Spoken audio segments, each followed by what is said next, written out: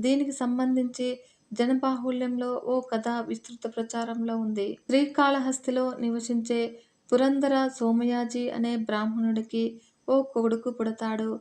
అతగాడికి మాధవుడు అని పేరు పెట్టి అల్లారు ముద్దుగా పెంచుకుంటూ ఉంటారు ఆ దంపతులు. అయితే మాధవుడు మాత్రము చెడు సావాసాలు పట్టి అన్నీ పాపాలే చేశాడట. అలా ఒకరోజు అనుకోకుండా కొంతమంది యాత్రికుల బృందంతో కలిసిపోయి వారితో పాటు స్వామి దర్శనానికి వెళతాడట.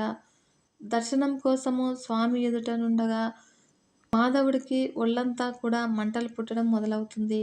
ఉపశమనం కోసము కేకలు పెడతాడు. తర్వాత క్రమంగా మంటలు తగ్గుతాయి. ఆ బాధాకరమైన అనుభవంతో అతన్ని అంటిపెట్టుకుని ఉన్న అన్ని పాపాలు కూడా నశించాయట. ఆ తర్వాత మాధవుడు శ్రీవారి సేవకు పూర్తిగా అంకితమయ్యాడు. అతడే మరుజన్మలో తొండమాను చక్ర